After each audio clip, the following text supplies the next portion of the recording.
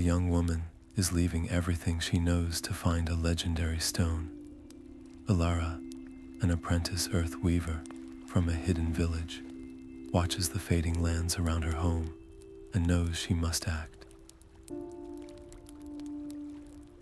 The ancient Heartstone is her only hope, an artifact said to calm the warring elements and restore life. To find it, she will risk her safety and her standing in the community, stepping into a world of unstable magic and unknown challenges. By the end of her story, you will understand how one person's courage can restore balance to an entire world, what secrets lie within the Whispering Woods, and what price must be paid to connect with the power of the earth itself. The ancient trees of the Whispering Woods groaned, their branches twisting like weary limbs to block Alara's way.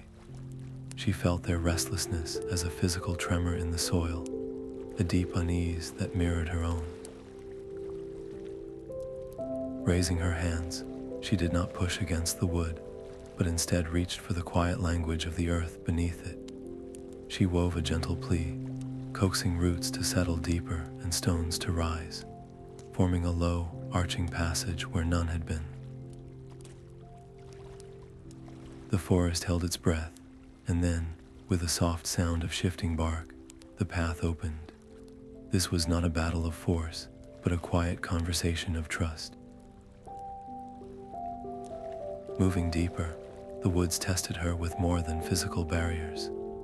The very air shimmered, pulling memories from her mind to paint illusions of familiar village paths that led only in circles. A chill of uncertainty whispered that she would be lost here, her story unwritten among the gnarled trunks. Fear clenched her heart, but Alara made a choice. She closed her eyes, shutting out the deceptive world. She focused instead on the subtle vibration, humming up through the soles of her boots, a steady rhythm only she could perceive.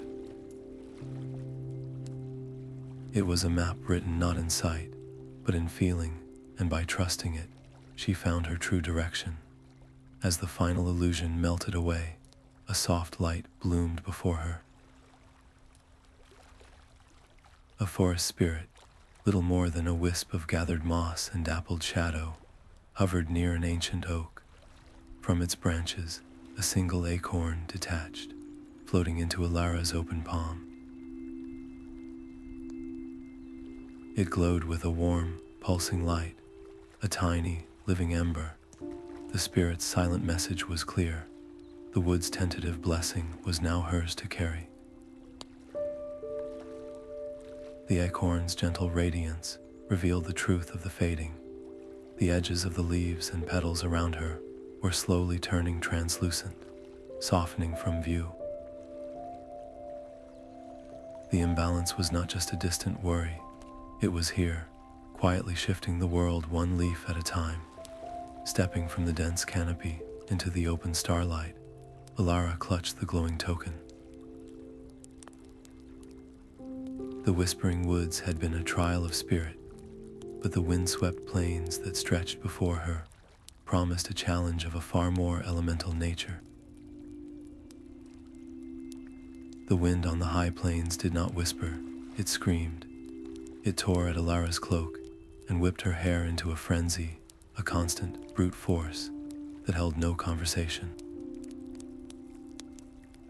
Before her, the air itself seemed to fracture, a great invisible river splintering into chaotic, howling eddies. Caught in the turmoil was a sight that stole her breath, a flock of creatures woven from light and crystal, their delicate forms tumbling helplessly. Guarding this broken current was a young man, his feet not quite touching the ground, his expression a storm of frustration and pride. "You are not welcome here, land walker." Kale's voice was as sharp as the wind, his suspicion a tangible wall. "Your kind's clumsy magic has poisoned the very sky." He saw her earth weaver's hands and judged her guilty for all the world's discord. Alara felt the accusation like a physical blow, but her eyes remained fixed on the struggling sky sheep. Their crystalline forms chimed with a sound of pure distress. She could have argued, could have defended her village and her mission. Instead, she made a choice. She knelt, pressing her palms flat against the stubborn soil. "I cannot command the air," she called out over the gale, "but I can offer it a foundation." She did not wait for his permission. Closing her eyes, she reached for the deep, steady patience of stone. She wove a gentle lattice of power upward, not to block the wind, but to give it a shape to flow around. It was like building the banks for a wild river, a suggestion of stability offered to the chaos. For a moment, Kale watched, his pride warring with the obvious truth. Her magic was not an attack, but an assist. Then, with a grudging nod, he joined her. His own hands moved, plucking at the tangled threads of the current, weaving them back into a coherent stream. Where her earth provided anchor, his air found direction. Together, their powers intertwined not in conflict, but in concert. The fractured winds smoothed into a single, powerful flow, lifting the crystalline flock and carrying them to safety, their chimes now a melody of relief. Kale settled to the ground, his hostility replaced by a look of stunned respect. He had never seen the elements work in such a way. No land dweller has ever. His voice trailed off. "You helped without any promise of reward. The path ahead is treacherous," he stated, his decision made. "I will guide you as far as the singing river. It is not far, but the way is watched." This small act of mending was a quiet victory, a proof that unity could be forged. But as they set out across the plains, the success itself felt like a signal fire in the growing dark, a beacon that might attract forces far less willing to see the elements reconciled. The air by the river was thick with a heavy silence, a stark contrast to the wind-scoured plains. The water that should have been a rushing, joyous torrent moved in slow, listless coils, its surface dull and veiled by a clinging haze. This was the river of melodies, but its song had been quieted, replaced by a profound and sorrowful stillness. A water nymph emerged from the depths, her form shimmering with a faint, fading light. Her voice was a bare whisper. "The river's heart is clouded by a sorrow not its own," she murmured. "It drinks the sadness of the fading lands and can no longer cleanse itself." "You have the touch of the deep earth. Can you help it remember how to flow?" Elara knelt, feeling the despair seeping from the water, a cold weight that threatened to pull her own spirit down. She reached for her power, pushing stones up from the riverbed to form a filter, but the stagnant energy clung to them, turning them dark and heavy. It was a battle, not a force, but a feeling, and the river's sorrow was a stronger current. She felt a deep chill of hopelessness, a whisper that her efforts were meaningless against such vast sadness. In that moment of struggle, Alara made a profound choice. Instead of fighting the emotion, she would answer it with another. She closed her eyes and poured her own hopeful memories into the earth weaving, the warmth of her village at dawn, the steadfastness of the ancient trees, the budding trust forged with Kale. She let this positivity flow through her hands and into the stones, not as a shield, but as a gentle filter. The gray mist recoiled from this new energy, and as the water trickled through the revitalized stones, it emerged clear and bright, singing a single, pure note. The harmonious tune swelled, filling the air as the river remembered its own joyful nature. The nymph's form, blazed with restored light, her gratitude as palpable as the new melody. A true balance requires both strength and gentleness, she sang, her voice now a clear, chiming stream. You have proven this. Listen and remember. Her song wove a new verse, a lyrical clue held within its beauty. Where earth and fire bitterly meet, deep beneath the mountain's heart, your quest will find its final beat. The words hung in the air, their meaning chillingly clear. The fire peaks. Kale's face grew grim.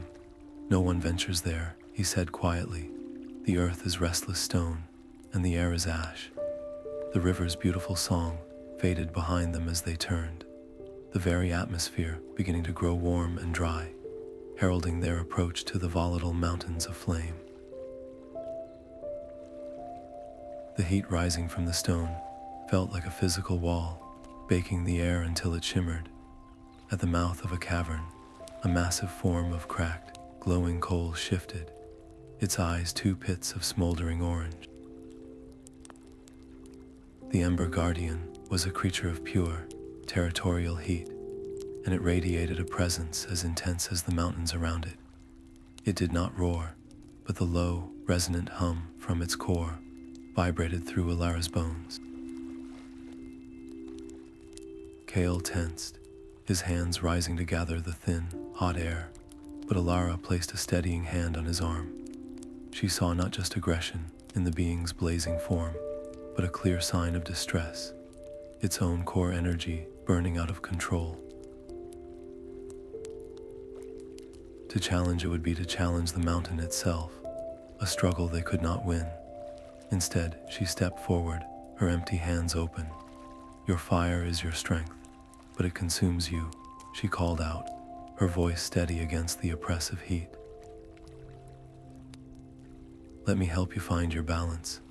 The Guardian shifted, a shower of sparks falling from its shoulders, but it did not advance.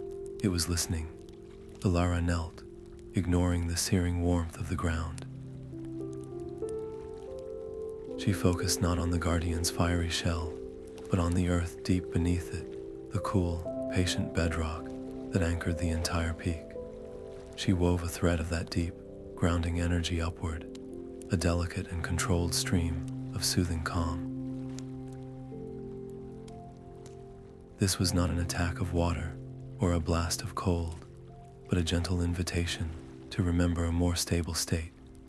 She guided this energy to wrap around the Guardian's overheated core, a calming embrace offered not to extinguish, but to comfort. The Guardian's furious glow softened, the intense orange dimming to a deep, pulsing crimson. The aggressive hum faded into a contented, low resonance. Its form, once a danger, now radiated a friendly, welcoming warmth that pushed back the deep shadows of the cavern entrance. It lumbered aside, allowing them passage, its new gentle light illuminating a path through the dark tunnels ahead. This small act of healing solidified a vital truth, that even the most volatile forces yearn for equilibrium. As they ventured deeper, guided by the Guardian's friendly glow, the air itself began to change. It grew thick, not with heat, but with a humming, unseen power that pulled at the very threads of their own elemental natures, a silent and far more ancient presence waiting in the mountain's heart. Deep within the mountain, the air itself began to sing. The rough-hewn tunnel opened into a cavern of impossible scale, its walls a tapestry of countless crystalline facets. Each one should have been a mirror for a gentle, internal light, but instead they threw out jagged, dissonant beams that cut through the gloom like shards of glass.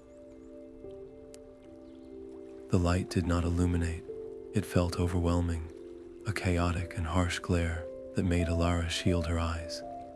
The beautiful network was broken, its purpose twisted into something that challenged sight and sound. And then the whispers started. The misaligned crystals caught more than light. They caught memory and fear, projecting them back into the room. Illusions bloomed around her, not of deceptive paths, but of her own past stumbles. She saw herself failing a simple earth weave as her village watched, felt the sharp disappointment of her mentor, heard the silent judgment she always feared. The sharp beams seemed to physically press against her, each one a needle of doubt, asking why she, an apprentice, believed she could mend the world.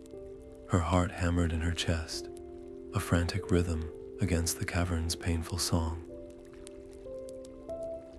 She could have frozen, lost in the gallery of her own perceived failures. She could have lashed out, trying to shatter the crystals that tormented her. Instead, Alara made a choice. She closed her eyes against the terrifying visions and dropped to her knees, pressing her palms flat to the cool stone floor. She reached for the one thing that had never lied to her, the deep, steady resonance of the earth. Beneath the cacophony of light and sound, she felt it, a slow, pulsing hum, a pattern of perfect alignment. It was a quiet map of how things were meant to be. Trusting that feeling completely, she opened her eyes and ignored the screaming illusions. She moved carefully through the chaotic beams, her focus absolute. She found the key crystals, their bases fused to the rock, and with all her strength, she began to turn them. It was a physical struggle, each rotation requiring immense effort, her muscles straining against the stubborn stone. One by one, she repositioned them according to the earth's silent guidance. With the final crystal slid into its true alignment, the painful glare vanished. The sharp beams softened, merging into a single, unified glow that pulsed in a gentle, harmonious rhythm. The cavern was bathed in a soft, comforting light. The crystal facets now acted as one, and upon the far wall, a new pattern resolved, a map of interconnected lines that shimmered like captured starlight. It charted a clear, if intimidating, route forward, leading to a narrow archway on the other side of a vast, dark chasm. The only way across was a bridge of woven crystal and petrified vine, so fragile it seemed to breathe with the cavern's gentle air. Taking a deep breath, she stepped onto the delicate bridge, feeling it sway under her weight. The bridge groaned under their feet, a fragile lattice of crystal and ancient wood that felt as thin as glass. Every step sent a tremor through its length, and from the seemingly bottomless chasm below, a low hum began to rise. It was not the hum of wind or earth, but something far more personal. The chasm drank their silence and gave back their fears. Elara heard the whispered doubts of her village elders, questioning her worth, while Kale was met with the scornful laughter of his own kin, mocking him for trusting a landwalker. The psychological pressure was a subtle, insidious weight, a direct challenge to their focus and their fragile new trust. "We cannot do this alone," Kale said, his voice strained as he fought to ignore the phantom taunts. "The bridge needs more than one element to hold. I will try to lighten our steps, to give the air itself a supportive lift, but the structure must be made solid. It is a risk. If our powers clash, even for a moment, it will shatter." Alara met his gaze, seeing her own fear reflected there, and then she nodded. She placed her hands on the crystalline rail, feeling its frantic, unstable vibration. "I will anchor it," she replied. "I will ask the stone to remember its strength, but I must have a steady platform to work with."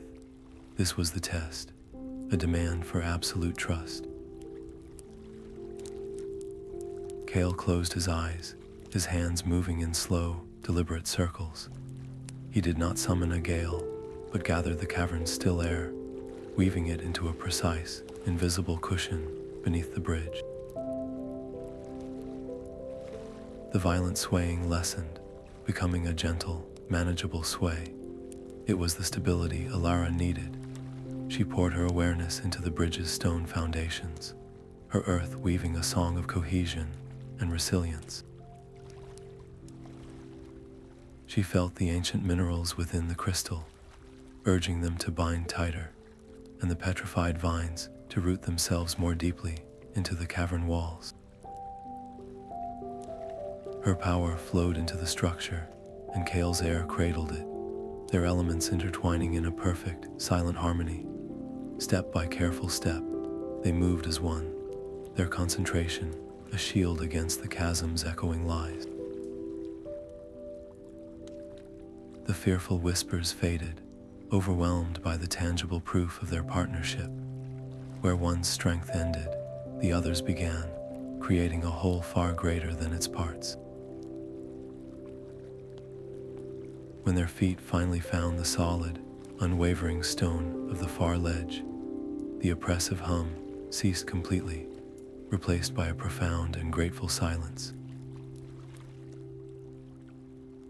They had not just crossed a physical gap, they had bridged a divide of spirit.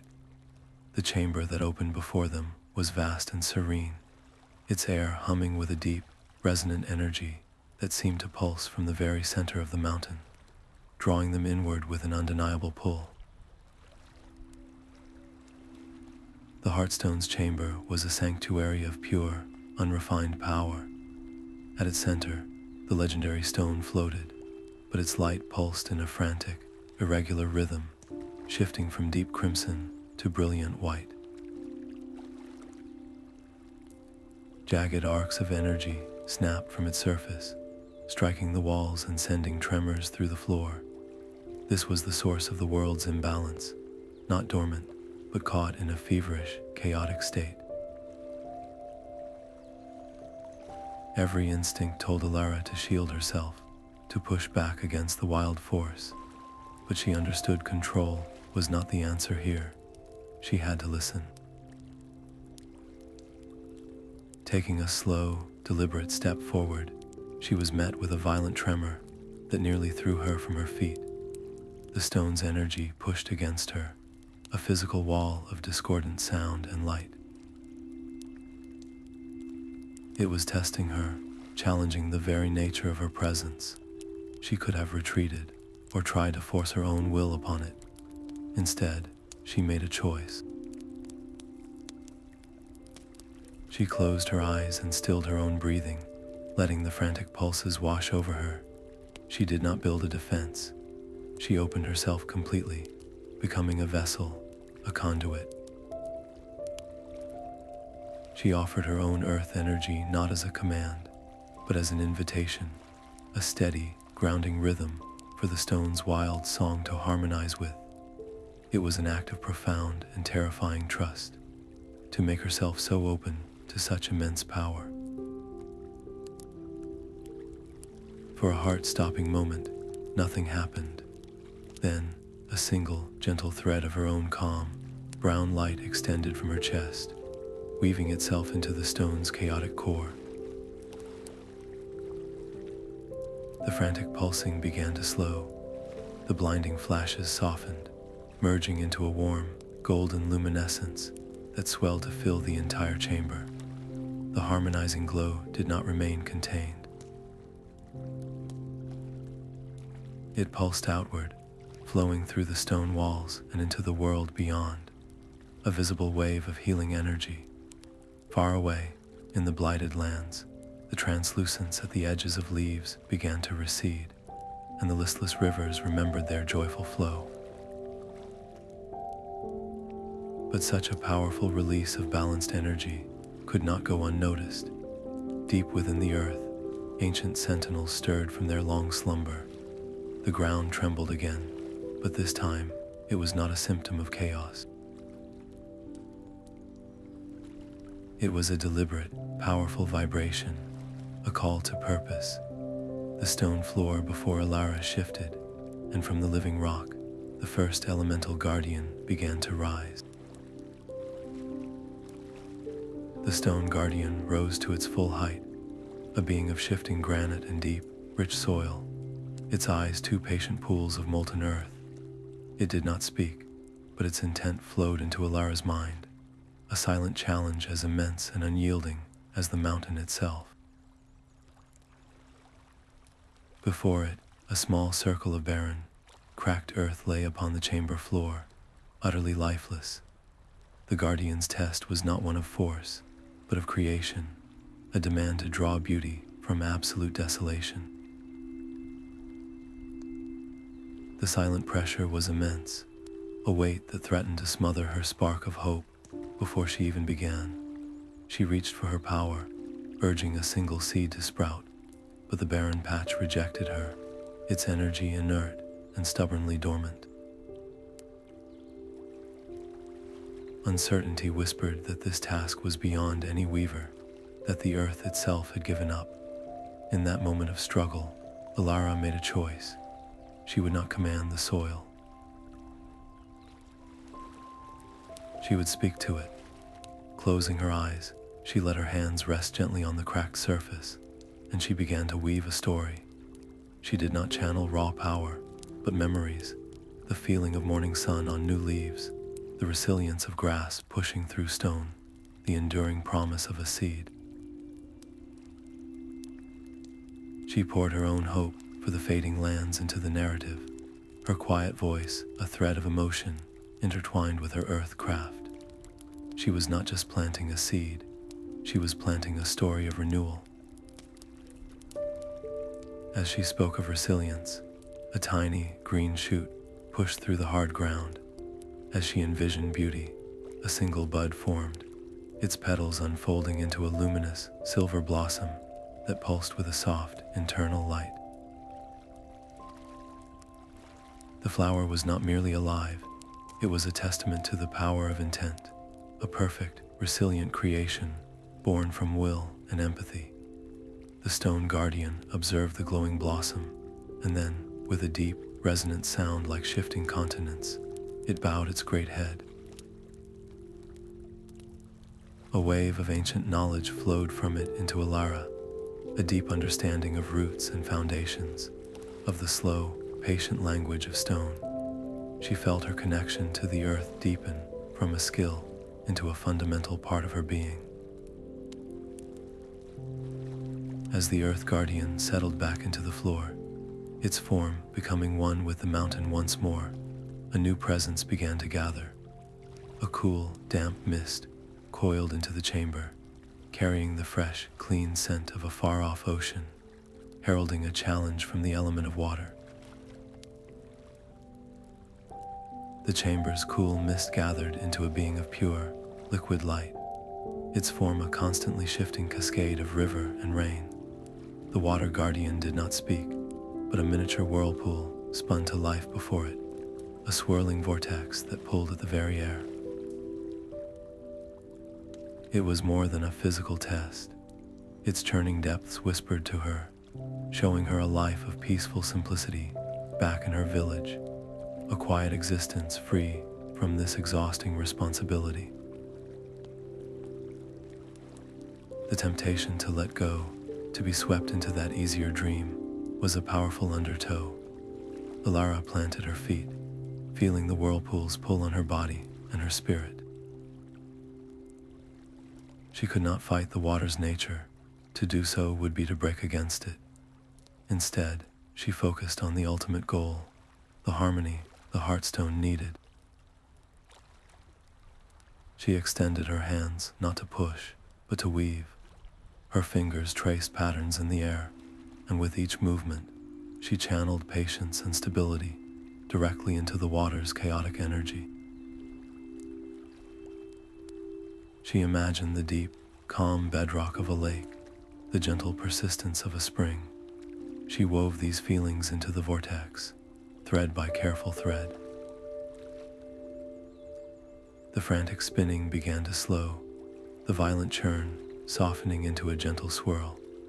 The tempting visions of an easier life dissolved as the water stilled, transforming into a perfectly serene pool. Gazing into its mirror-like surface, Alara saw not a reflection of herself, but a vision of the lands she sought to heal, now vibrant and whole, rivers running clear under renewed suns. A wave of profound understanding flowed from the guardian into her, the wisdom of water to adapt, to flow around obstacles, and to never lose one's essential nature. The knowledge was a gift, but she felt its cost, a portion of her own energy flowing out to meet the elemental power, leaving her a little more weary than before. As the water's surface became perfectly still, the air in the chamber suddenly grew thick and sharp, humming with a gathering static that raised the hairs on her arms. The air in the chamber grew sharp and thin, humming with an energy that felt both playful and utterly ruthless. Before Alara stood the air guardian, a being of condensed wind and shimmering light, holding a single, impossibly white feather. It released the feather into a vortex of its own creation, a maddening dance of cross-currents and sudden gusts that sent the token spiraling in unpredictable, taunting loops. The challenge was silent but clear, a test of precision in the face of chaos. Alara's first instinct was to chase it, to force a path through the gale with her earth power, but every stone shelf she raised or pit she carved only disrupted the air further, sending the feather skittering further from her grasp. The more she tried to control, the more the wind resisted, the feather seeming to mock her efforts with its elusive dance. Frustration burned hot in her chest, a feeling of powerlessness against this intangible force. She was an earth weaver, grounded and solid, and this element was all fluid motion and unseen intention. She could exhaust herself completely in this futile pursuit. So she made a choice. She stopped. She planted her feet, took a deep breath, and let her hands fall to her sides. She stopped trying to command the air and instead opened herself to feel it. She listened past the howl to the subtle whispers between the gusts, the gentle pressures and soft exhalations that guided the feather's true path. It was an act of profound humility to stop being the director and become the instrument. Then, with the lightest touch imaginable, she wove. Instead of great slabs of stone, she coaxed the tiniest pebbles to rise, creating the most gentle, almost imperceptible updrafts. She did not push the feather, she offered it a suggestion, a soft staircase of air for it to descend upon. The feather hesitated, then caught the subtle current, drifting in a slow, graceful spiral directly into her waiting palm. The chaotic winds stilled instantly. The air guardian bowed, and a new awareness flooded Alara's senses. She could now hear the stories carried on the breeze, the distant murmur of the recovering forest, the sigh of the cleansed river. Her perception expanded beyond the ground to encompass the very sky. This hard-won harmony with the air solidified the bond between three elements, a triumphant chord of earth, water, and wind. But the chamber had one final test. A wave of dry, searing heat rolled through the sacred space as the last guardian materialized in a silent, blinding flash of light and flame. The final guardian was fire made solid, a being of contained, shifting embers. It gestured to a hearth of dark, cold stone, its silence a clear and daunting challenge. This fire would not answer to a spark, but to the heart. Elara reached for a happy memory, the pride of mastering a difficult earth weave, but the hearth remained stubbornly dark and cold. It rejected the offering, sensing the thread of personal ambition woven within it. The guardian's ember eyes glowed, waiting. She had to find a joy that was pure and selfless. Closing her eyes, she pushed past her individual triumphs and found a deeper well.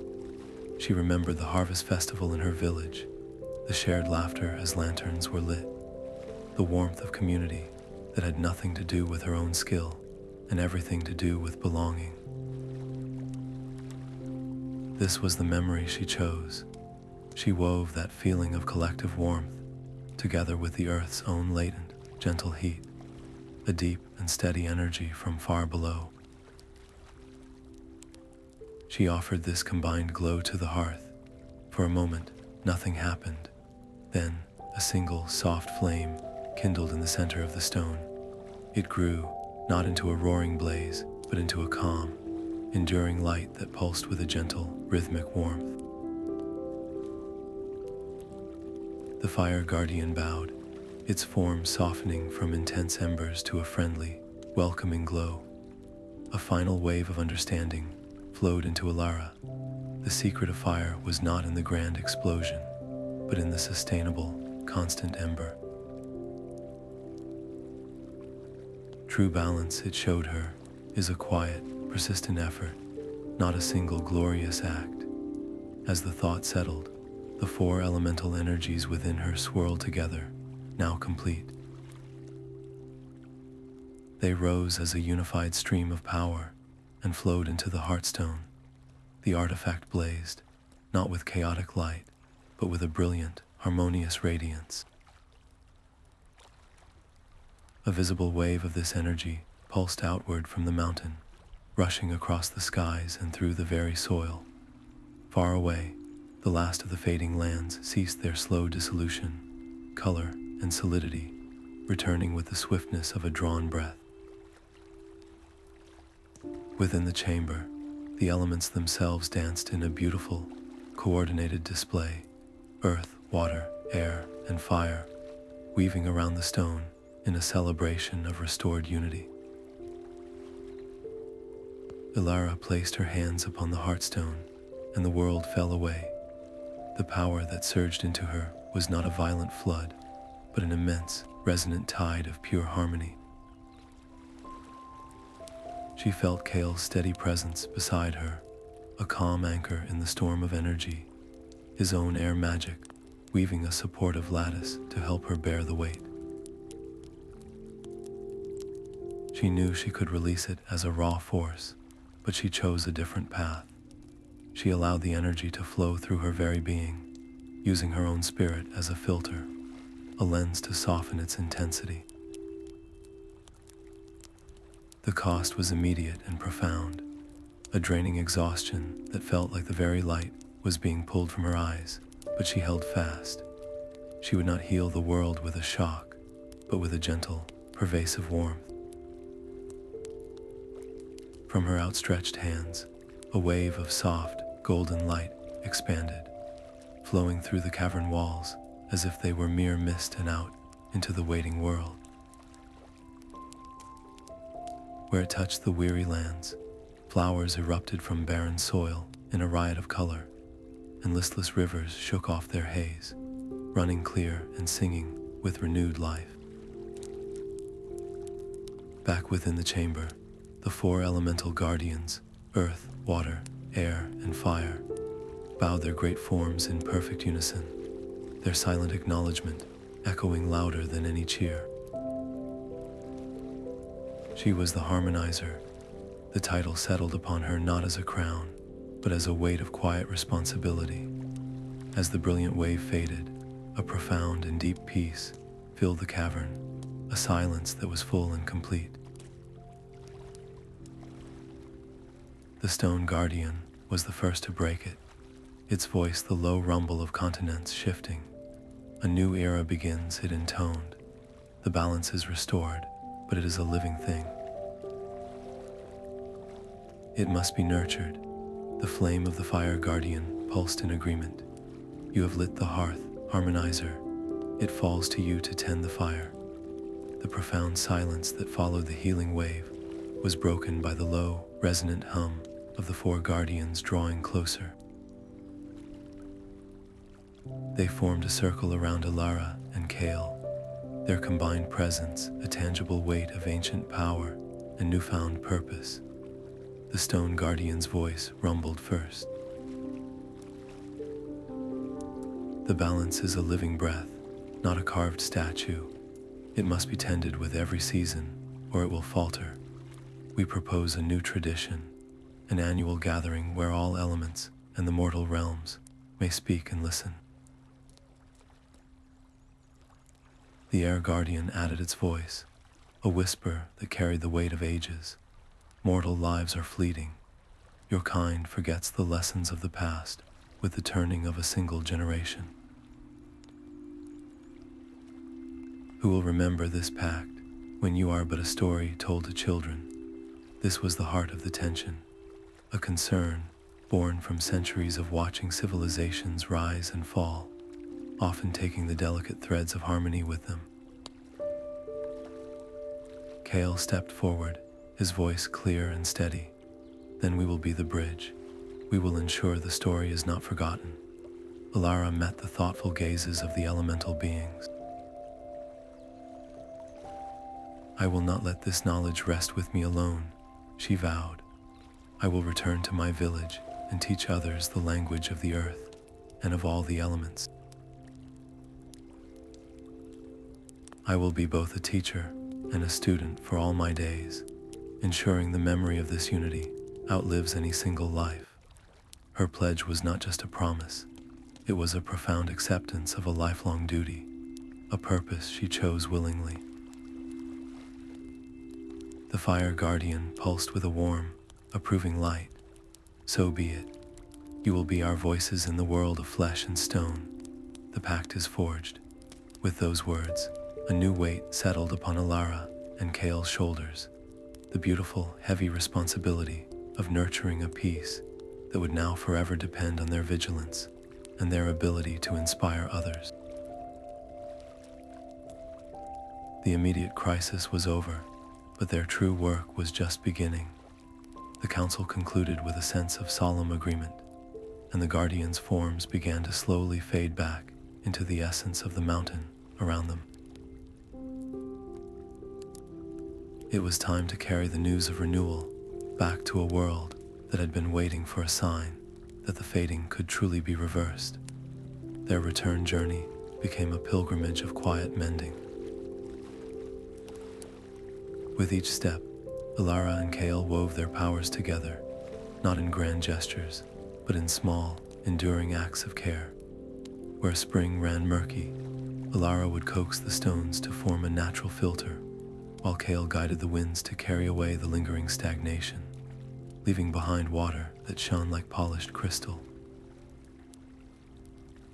In a wind-swept hollow, Kale would gentle the air currents into a protective dome, as Alara encouraged hardy, flowering vines to climb the invisible walls, creating a sheltered grove where none had existed before. These were not temporary fixes, but permanent blessings sown into the very fabric of the land, and the earth responded with a surge of vibrant life.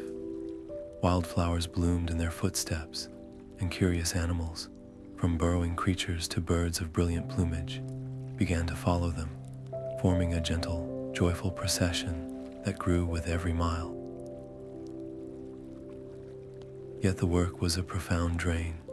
Elara, still feeling the effects of channeling the Heartstone's immense power, often stumbled, her strength faltering after even a minor weaving.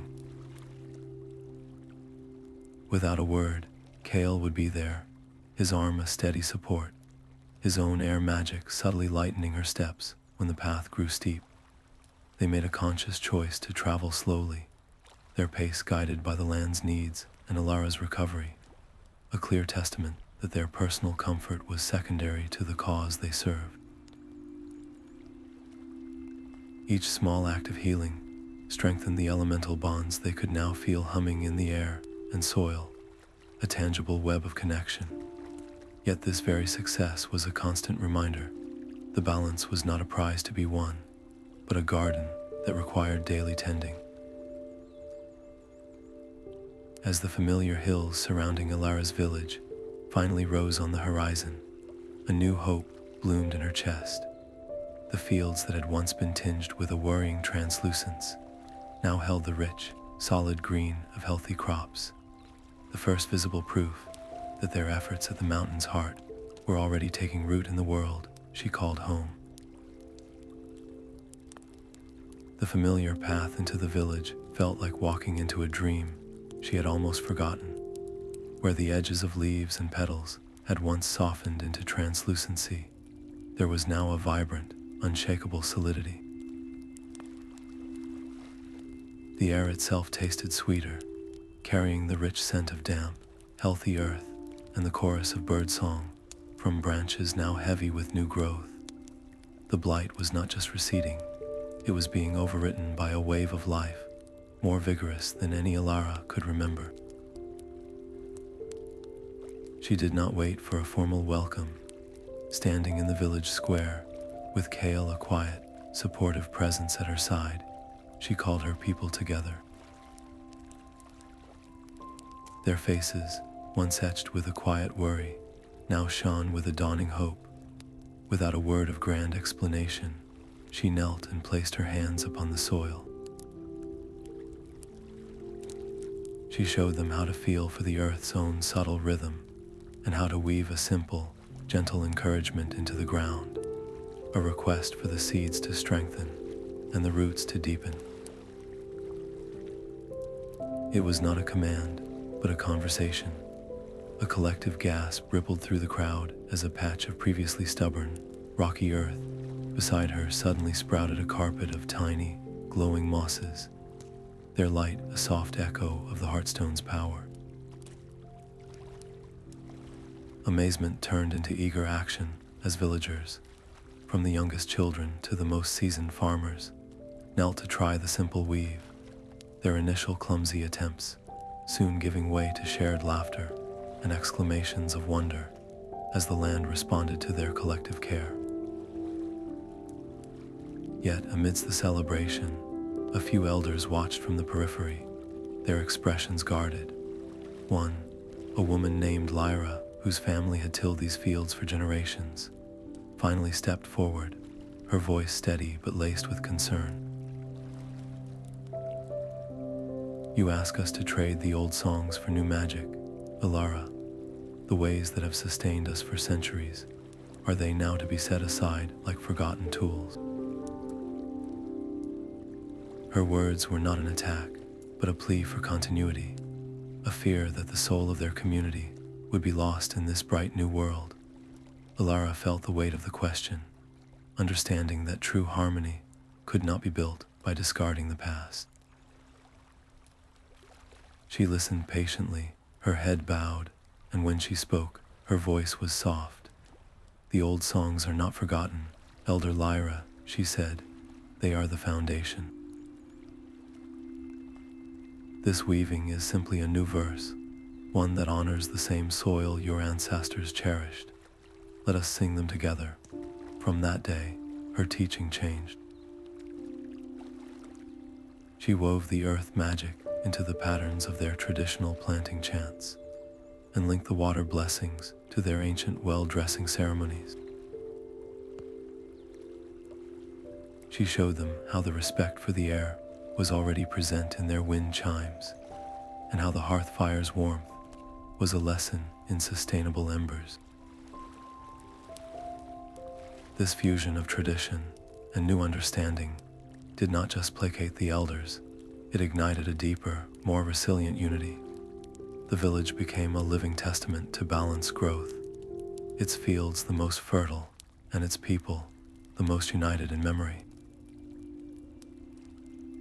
News of this transformation, of a community thriving in partnership with the elements, began to travel on the very winds Kale once commanded. Messengers from distant hamlets and traveling traders carried the story, and soon, tentative requests for guidance began to arrive. They spoke of their own struggling lands and asked if the Harmonizer's peace could be shared. Alara would read these scrolls by the light of the communal hearth, her home now secure, her people empowered.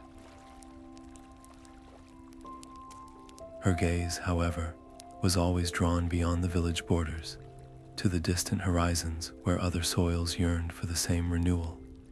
The successful integration here was not an end, but a powerful beginning, a blueprint she now had to carry into the vast, waiting world. The weight of the Guardian's pact settled more firmly on her shoulders, a purpose that stretched far beyond the familiar hills of home. The chosen meadow lay cradled in a gentle valley, a place where the soil was rich.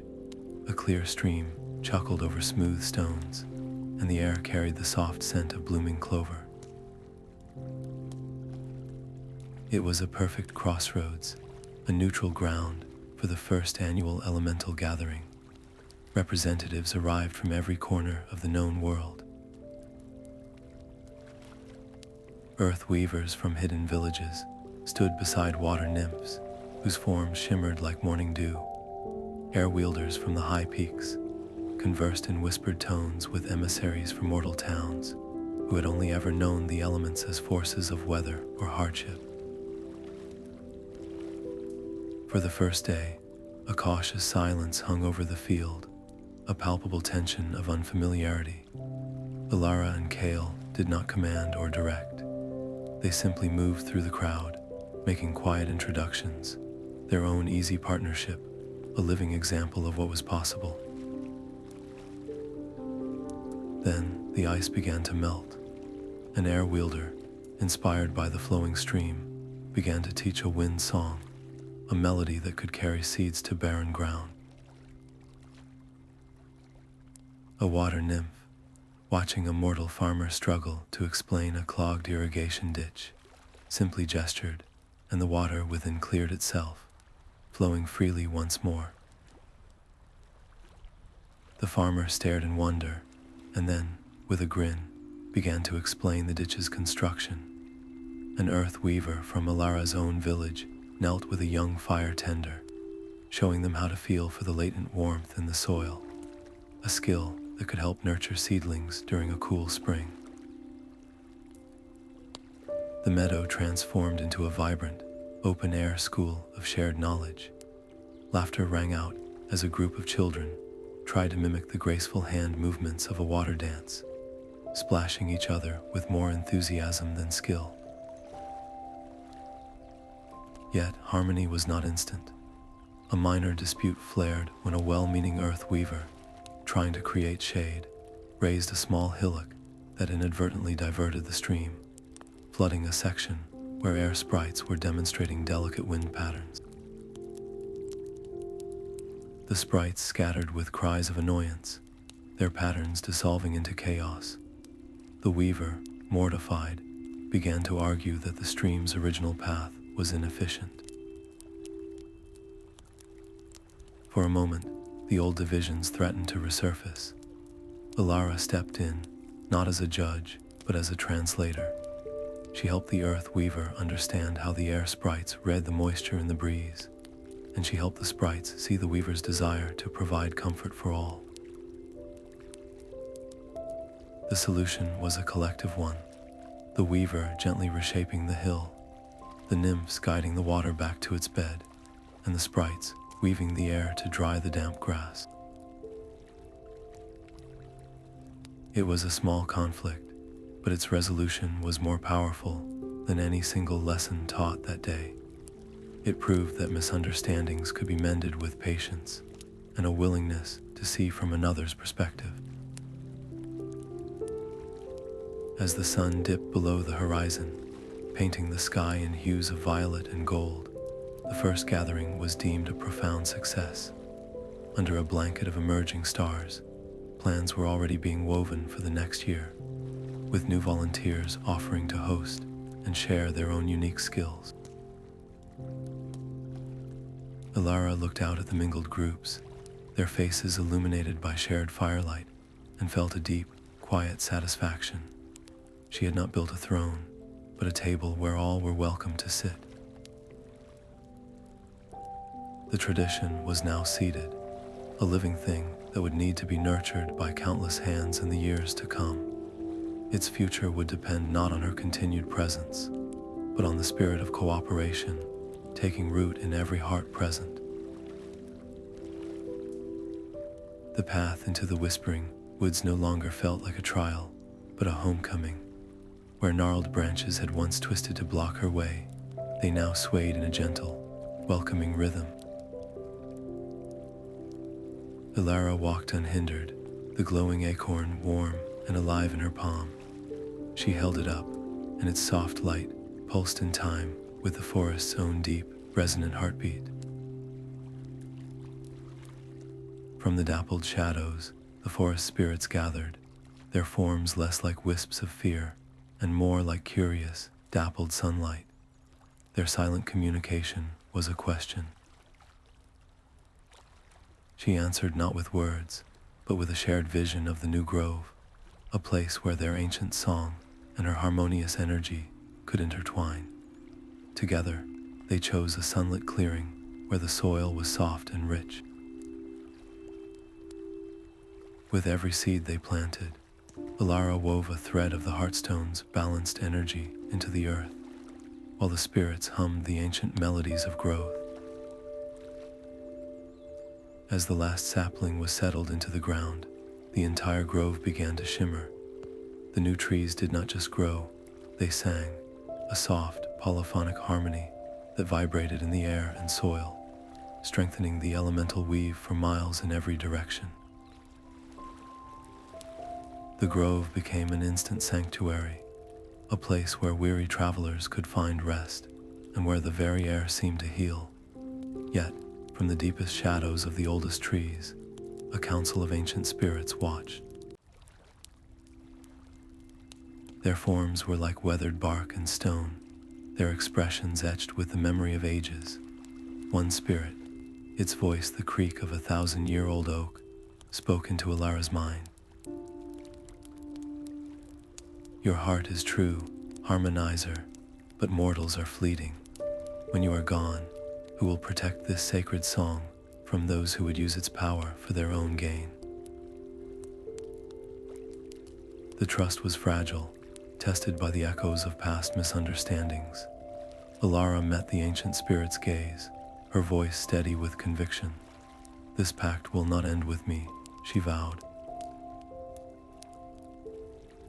I will return with each turning of the season to listen and to learn, and I will appoint a guardian from my village, someone who will learn the grove's language and protect its peace as their life's work. This promise of perpetual care was the reassurance the ancient ones needed.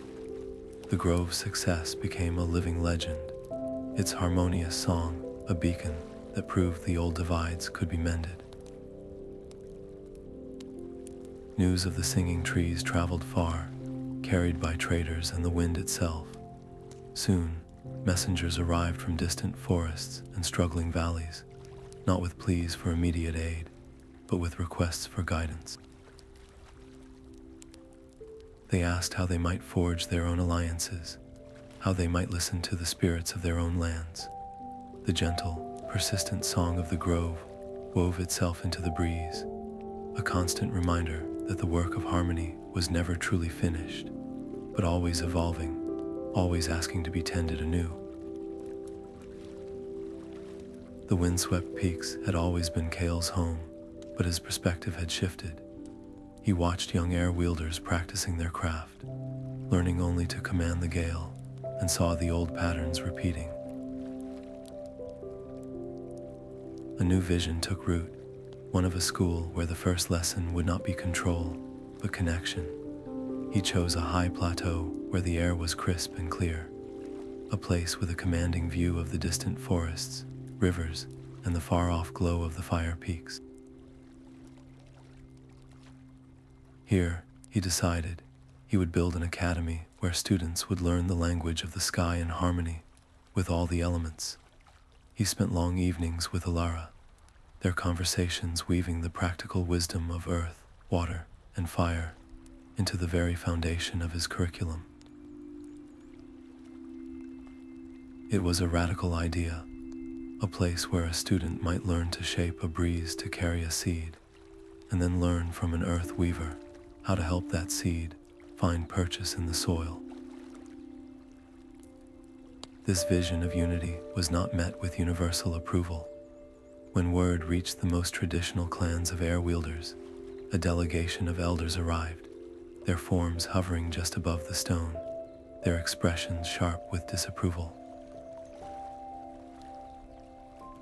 "You are teaching our children to be generalists," Kale, one elder stated, her voice like the hiss of wind through a narrow canyon. "Our heritage is one of purity and focus. To dilute our craft with the slow ways of earth or the chaotic nature of fire is to lose what makes us unique." They saw the inclusion of other elements not as enrichment, but as a contamination of their ancient traditions, a fear that their identity would be washed away in this new tide of cooperation. Kale listened to their concerns with patience, understanding that their resistance was born from a deep love for their own legacy.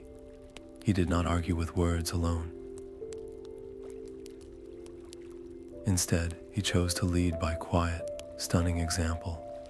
During the next open demonstration for the elders, he gathered his first tentative students.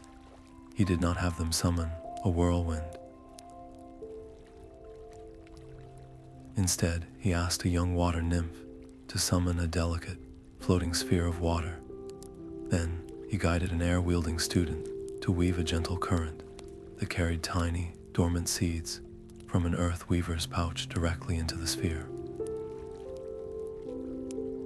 The air cradled the seeds, the water nourished them, and within moments, the sphere blossomed into a floating, intricate globe of luminous flowers and vines. It was a living sculpture of intertwined elements, a beautiful, undeniable proof that air did not lose its identity by working in concert, but rather found new, breathtaking forms of expression. The success of the school became a quiet cornerstone for the entire piece. Its existence ensured that the next generation would grow up seeing elemental harmony not as a distant legend, but as their foundational reality. As the first full class began their lessons, the very atmosphere around the high plateau seemed to change. It thrummed with a new kind of energy, a vibrant mixture of youthful curiosity and the nascent power of a dozen different elemental traditions learning to breathe together. This hopeful hum was a promise for the future, but it also carried a new kind of echo, a subtle resonance that traveled further than anyone could have anticipated, reaching places where the very concept of harmony was still a foreign and unsettling idea.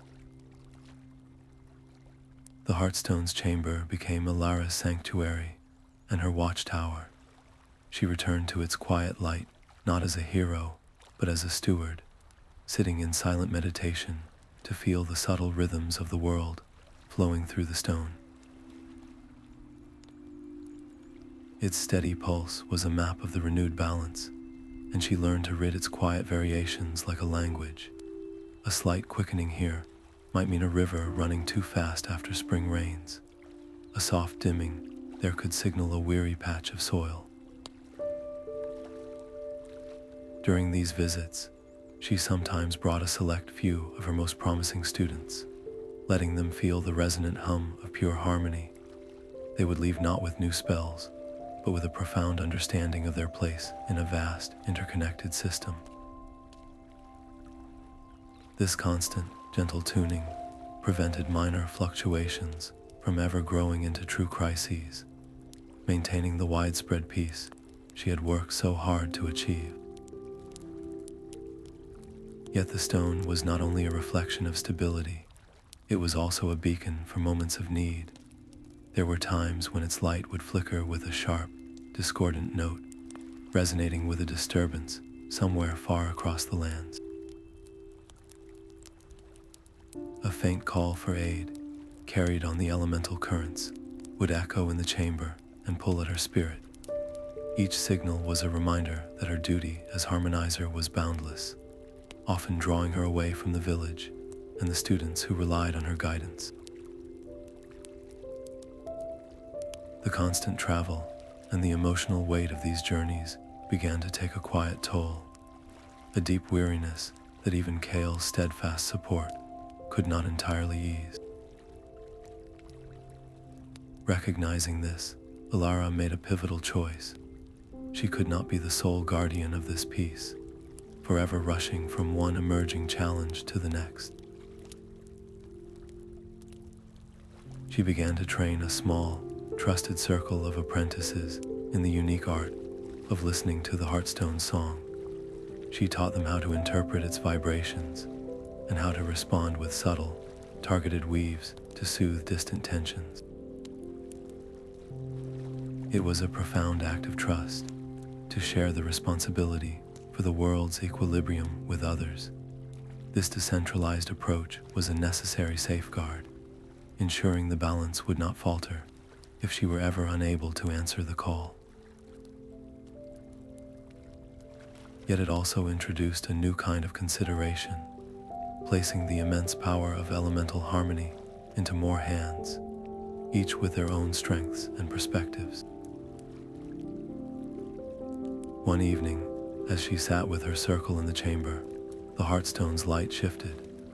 A single, thin strand of its energy pulsed with a strained, urgent frequency. It was not a roar of chaos, but a weak, fading signal from a secluded valley she had never visited, a place where the elemental voices were faint and distant. The call was a quiet plea, and it was meant for her alone. The path to the Valley of Whispers was a journey into a pocket of stubborn discord. The call Elara had felt was not a roar of chaos, but a tense, humming argument between the very stones and the water. Mountain spirits, their forms like jagged, animated slate, grumbled with every shift of the earth, while river sprites shimmered with agitated energy. Their usual playful currents turned into forceful surges that undercut the banks. The result was a cycle of minor landslides and sudden floods, a localized imbalance that threatened the valley's few inhabitants and the delicate ecosystems within it. The spirits were deeply entrenched in their positions. The mountain beings saw the river as a relentless, scraping force, while the sprites viewed the mountain as an immovable, selfish obstacle. Their history was a long ledger of perceived slights and minor floods, a tapestry of mistrust that made any direct plea for cooperation fall on deaf, stony ears.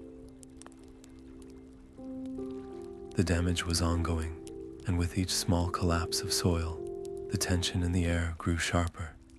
Alara knew that forceful intervention would only reinforce their belief that the other element was the enemy. So she and Kale chose a different path. They did not command or even negotiate at first. Instead, they sat between the arguing factions and began to tell a story. They spoke of the Whispering Woods, not as it was now, but as it had been during the fading, a place of fear and isolation. They described the forest's ancient song being lost, and how the spirits there had once been just as stubborn and fearful. Then they wove the tale of the glowing acorn and the new, singing grove, a story of how listening had created something more beautiful and resilient than any single element could achieve alone. They spoke not of blame, but of shared loss and the possibility of a shared future. The story became a mirror, and in it, the mountain spirits and river sprites began to see their own conflict reflected, not as an inevitable war, but as a broken conversation. A subtle shift occurred. A mountain spirit, its stony facade softening, admitted that the landslides were a sign of its own instability. a deep unease it had refused to acknowledge. A river sprite, in turn, confessed that its forceful flooding was a desperate attempt to find a clear path, not an attack. With this new empathy as their foundation, Alara and Kale helped them design a solution together. The mountain spirits agreed to gently reinforce the most vulnerable banks with woven stone shelves, while the river sprites vowed to guide their waters along a new, mutually designed course that respected the mountain's form and provided deep, calm pools for the spirits to draw stability from. It was a partnership, not a surrender. The immediate danger passed as the land began to heal itself, the new watercourse a testament to what understanding could build. This small, contained success was a powerful proof, demonstrating that proactive harmony could stop a spark from becoming a wildfire. As the last of the tension melted from the valley air, replaced by the gentle hum of cooperation, a familiar wind, carrying the distinct scent of her village's hearth fires and blooming celebration flowers, curled around Kale's shoulder. The message it carried was clear and joyful, a summons to return home. A great festival was beginning, and their presence was the heart of it. The scent of celebration flowers filled the air, their vibrant petals woven into garlands that draped from every eave. Elara's village had transformed, its central square, a living tapestry of color and sound for the very first festival of balance. Earth weavers danced in patterns that mimicked the turning of seasons, their feet drumming a steady rhythm into the soil, while air wielders overhead wove the breezes into harmonies that carried the scent of baking bread and roasting nuts. Water nymphs laughed as they shaped floating spheres of light from the central fountain, and the warm, friendly glow of the fire guardians illuminated the smiling faces of mortal and elemental guests alike.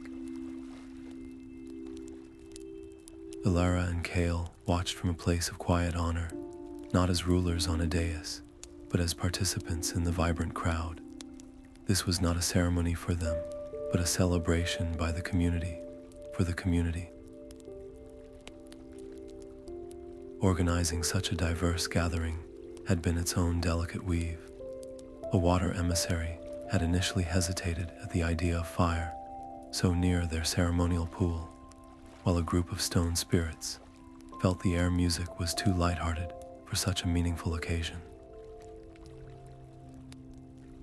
These were not major conflicts, but a constant, low hum of differing expectations, a perfect mirror of the larger challenges Alara faced in the wider world. Her decision was firm and foundational. She gathered the representatives and explained that the festival would have no single director. Each tradition, each element, would have an equal voice in the planning and an equal part in the celebration.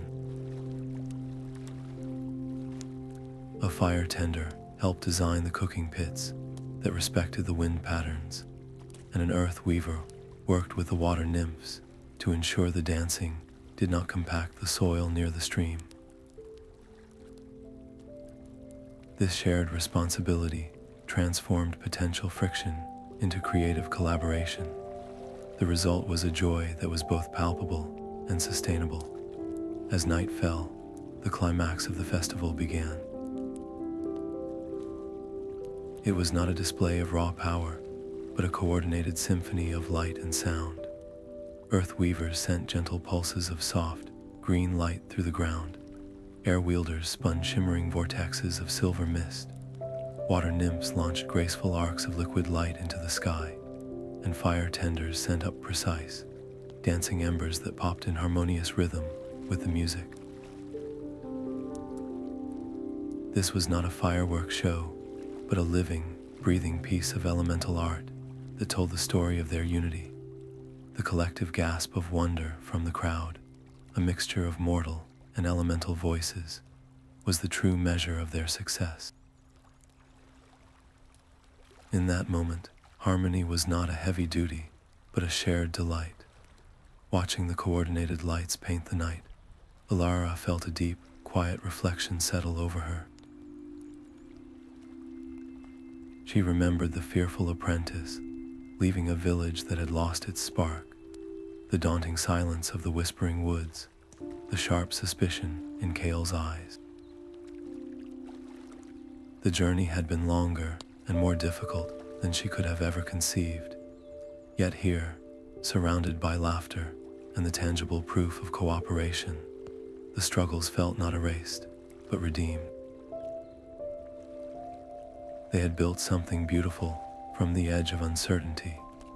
The festival's vibrant success was a beacon, its light reaching out across the lands and promising that such joy was possible for everyone.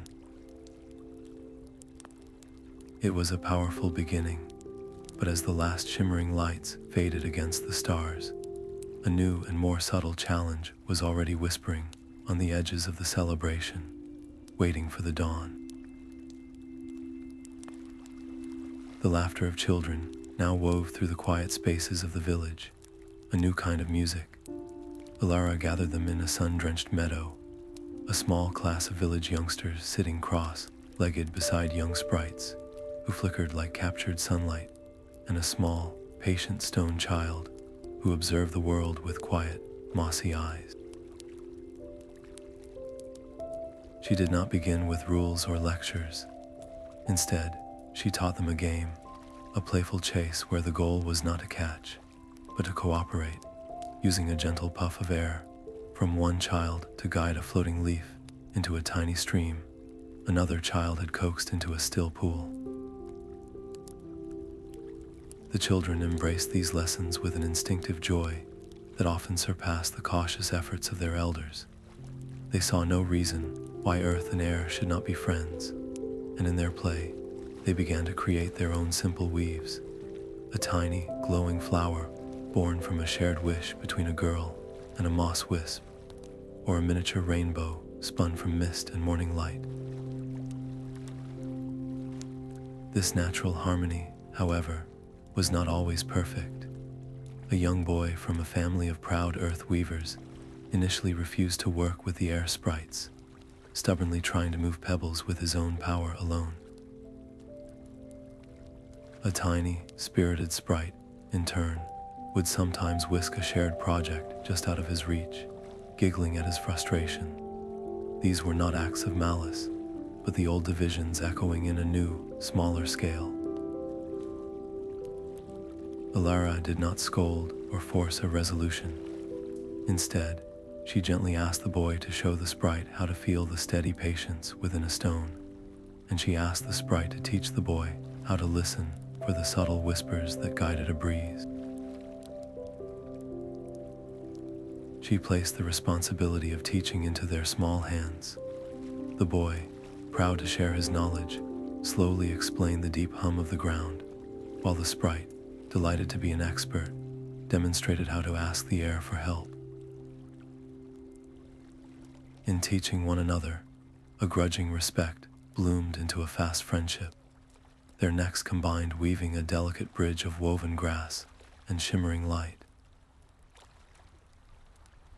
Watching them, Alara felt a profound and steadying hope settle deep within her spirit. These children were not just learning skills, they were building a new foundation for the world, one where elemental cooperation was as natural as breathing. Their playful successes were the truest safeguard for the future, a living promise that the wisdom of balance would be carried forward not as a heavy duty, but as a joyful inheritance. This deep satisfaction, however, was accompanied by a quiet, persistent pull on her attention, a sense that her responsibilities were now branching in two distinct directions, both vital to the peace she had sworn to uphold. The laughter of children learning together had planted a hopeful seed, but its true growth required roots that could stretch across the entire map. A small band of young adults, each from a different elemental tradition, gathered one evening around a communal fire. They had been inspired by the festival and the stories of Alara and Kale's journey, and a shared conviction burned in their eyes. "We will become your hands and voices in the far places," one young earth weaver declared. "We will travel and listen, helping where we can." They named themselves the Wandering Harmonizers, a title that felt both humble and vast. Their first missions were a lesson in humility. In a coastal village, a disagreement between fishermen and the local tide sprites seemed simple at first, a matter of tangled nets. The young harmonizers soon discovered the conflict was layered with generations of suspicion, overfishing practices, and the care of coral gardens. Their initial, well-meaning suggestions were met with polite skepticism. It was only when they set aside their prepared solutions and spent days simply listening to stories from both sides that a path forward emerged, one built on shared respect rather than any imposed rule. Elara and Kale watched these early efforts from a distance, their own instincts urging them to step in and guide, but they made a conscious choice to act as advisors, offering wisdom when asked but never dictating a path. This was the only way the piece could become self-sustaining. They realized it had to belong to everyone, not just to them. The importance of this experiment was immense. The long-term resilience of the balance now depended on the integrity, empathy, and skill of many individuals, not just two legendary figures. A single misjudgment by an overzealous harmonizer could weaken years of careful trust building in a region. Yet, the potential reward was a network of understanding so deeply woven that no single point of failure could break it. As the first team shouldered their packs and set out from the village, a soft breeze gathered around them, plucking at their cloaks.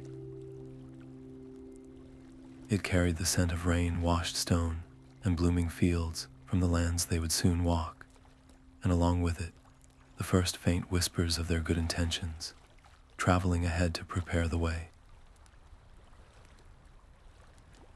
The idea for the elemental library was born from a simple, shared realization. The Wandering Harmonizers were bringing back stories and techniques from every corner of the world, a beautiful but chaotic flood of wisdom that risked being lost or forgotten. Elara and Kale envisioned a permanent home for this knowledge, a living archive where the song of a water spirit, the foundational weave of an earth master, and the wind patterns of an air elder could be studied side by side. They chose a site near the neutral ground of the first gathering, and with the combined effort of all four elements, the library rose from the earth. Its walls were woven from living roots that hummed with energy. Its windows were shaped from crystal clear ice that never melted, and its central spire was guided into place by gentle, sustained winds. It was a building that was itself a lesson in cooperation. This repository quickly became more than a vault. It transformed into a vibrant center of innovation. A young fire tender, studying ancient earth texts, discovered a way to use gentle, controlled heat to strengthen ceramic filters for purifying water. An air-wielding scholar, inspired by the rhythmic chants of river nymphs, composed a new melody that could help calm erratic winds during storms. For the first time, the isolated genius of each tradition could cross-pollinate, creating solutions no single element could have conceived alone. Yet this very power introduced a delicate tension. A deep and urgent debate began within the new Library Council, a body of representatives from every elemental faction and mortal community. The question was profound: what knowledge was safe to share with all, and what required protection. Some earth spirits argue that certain songs could awaken restless, deep stone if used without proper reverence. Air elders feared that charts mapping the most powerful high-altitude currents could be misused to create destructive storms. Alara and Kale did not dictate the answers. They guided the council through long, thoughtful discussions, where every voice was heard and every concern weighed. The decision was made to create tiers of access, with the most foundational, harmonious weaves available to every seeker, while advanced and potent knowledge required mentorship and a proven commitment to the balance. This system was not about hoarding power, but about fostering responsible understanding, a crucial ethical framework for their new world. The library's very existence now safeguarded the collective memory of their hard-won peace, ensuring that even if a generation faltered, the wisdom to restore harmony would remain. Yet this also made the library a beacon for a different kind of attention, a potential focus for any individual or group who might seek to twist elemental secrets for personal gain or control. Its protection became a silent, shared duty for all who believed in the balance. At its grand opening, the true potential of this shared knowledge was displayed for all to see. As dusk fell, the library itself seemed to breathe. Earth weavers sent pulses of soft, green light through its living root walls. Water nymphs channeled streams of liquid sapphire light that flowed upwards, defying gravity. Air wielders spun these lights into intricate, swirling patterns high above, and fire tenders ignited the patterns with precise, golden embers that popped in a harmonious, percussive rhythm. The resulting display was not a firework, but a living, breathing tapestry of light and sound that told the story of the elements in perfect, joyful sync. It was a promise, written across the night sky, of what they could build when they chose to learn from one another. The silent mountain stood apart, a great slumbering giant on the horizon where no wind stirred and no water flowed. Its stone was cool to the touch, its quiet so profound it felt like a held breath. For ages, its elemental spirits had rested, a missing thread in the world's vibrant tapestry. Elara and Kale felt the absence as a gentle hollow in the land's song, a place where harmony simply paused. Their first attempts to connect were met with a deep, unyielding stillness. Elara's gentle earth weaves sank into the rock without a ripple, and Kale's softest wind songs faded into the heavy, motionless air. It was not refusal, but a profound and ancient rest that would not be startled awake. The challenge was not one of strength, but of patience, a test of their faith in a process with no promise of return. They could have poured all their energy into one grand summons, but they understood such force would feel like an intrusion. So they made a quiet pact with the mountain and with each other. They would not command its awakening, they would invite it. They began to visit not as menders, but as guests. They would sit for hours, Alara with her hands pressed to the stone, sharing simple memories of growth and stability, while Kale wove the faintest breezes, carrying distant scents of blooming meadows and fresh rain.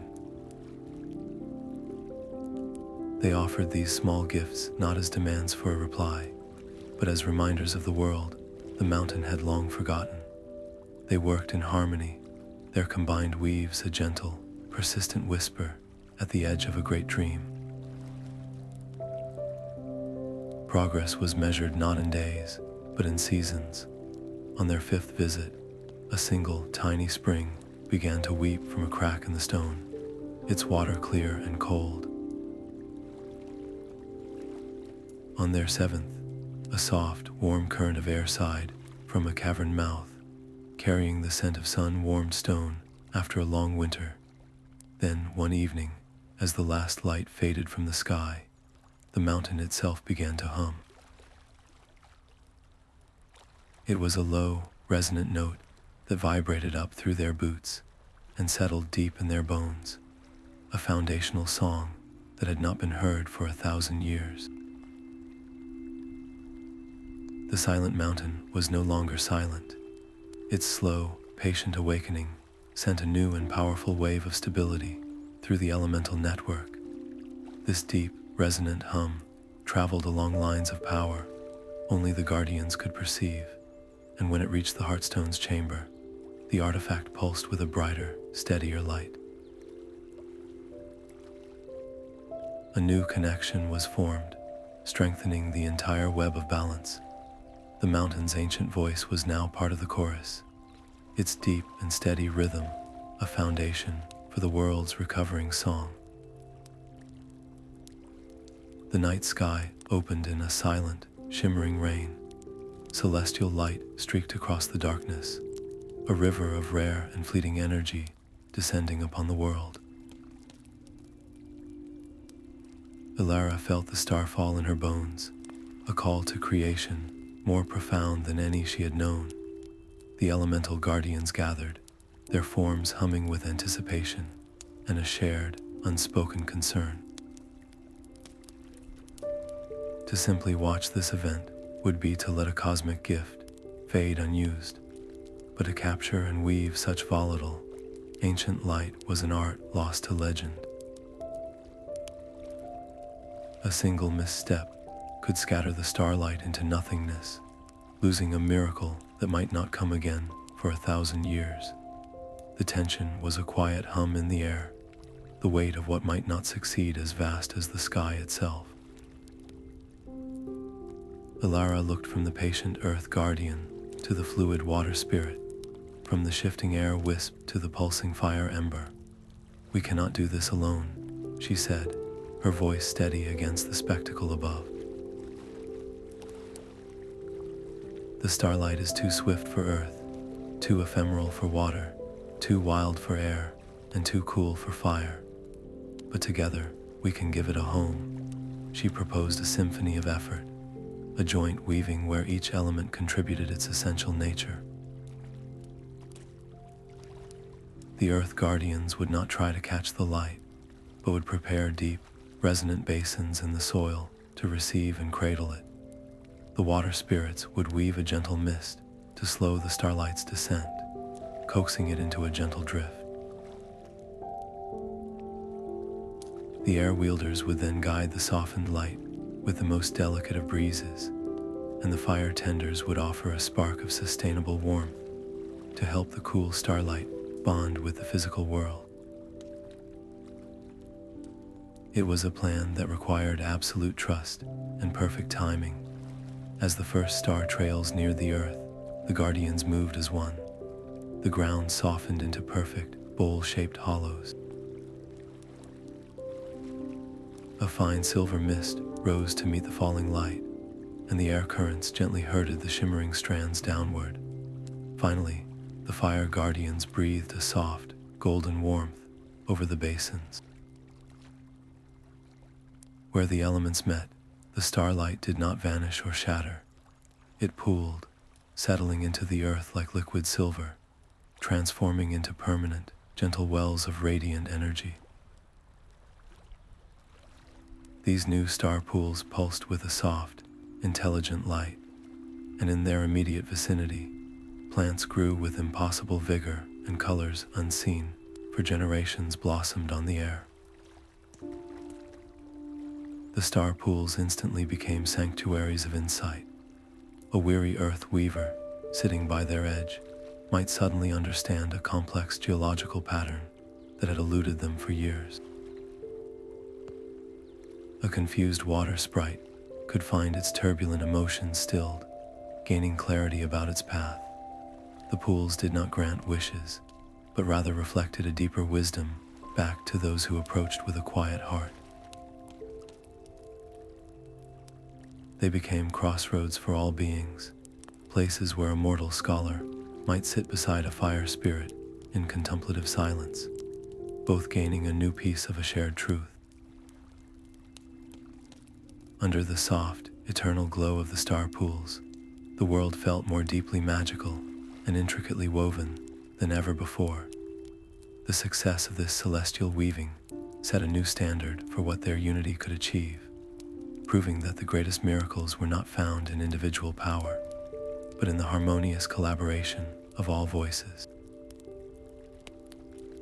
A new kind of echo began to ripple through the world's newfound peace, one that did not disturb the waking day, but unfolded behind closed eyes.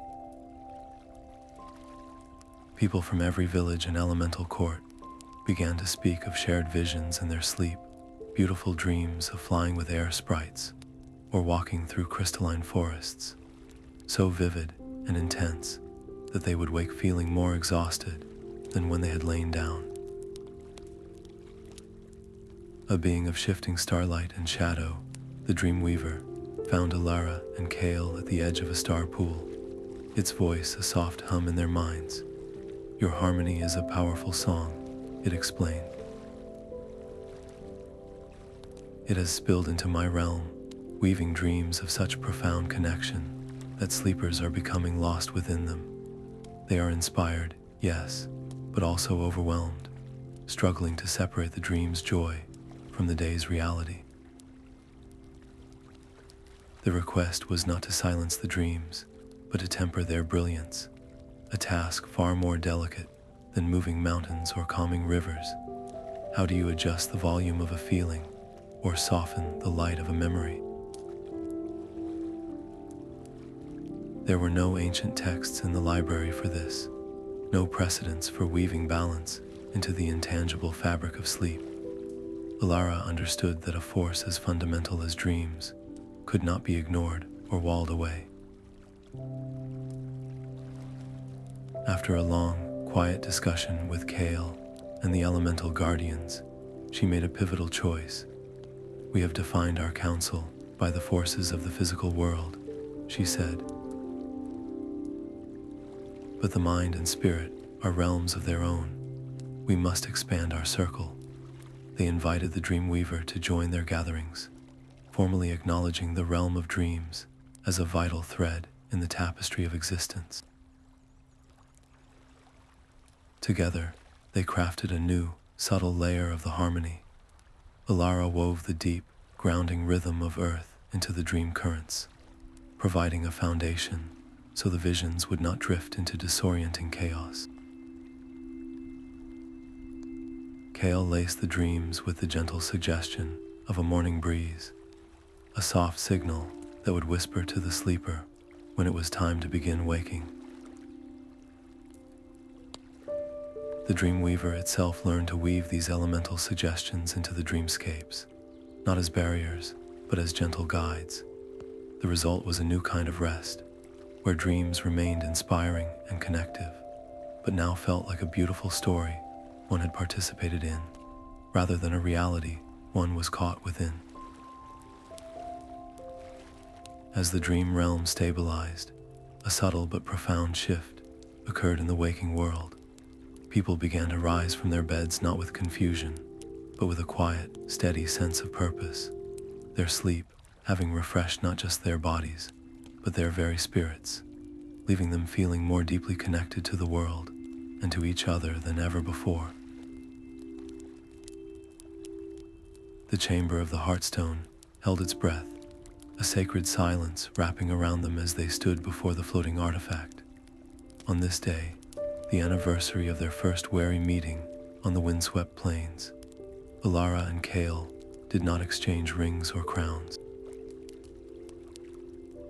Instead, they faced the four elemental guardians and spoke a simple vow, a promise to continue their shared work for as long as their spirits endured.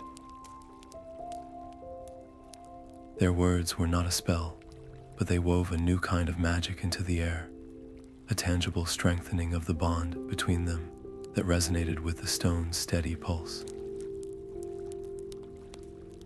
This personal pledge became a powerful symbol for all who witnessed it, a living testament that the harmony they championed was not a temporary truce, but a choice renewed with every sunrise.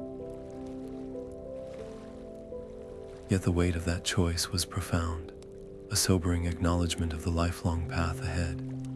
Their journey would demand constant adaptation, pulling them away from any chance for a quiet, ordinary life. They saw this reality clearly, and in that moment, they made a conscious decision. They chose to frame their boundless duty not as a heavy chain of obligation, but as a shared joy, the greatest adventure either could ever undertake.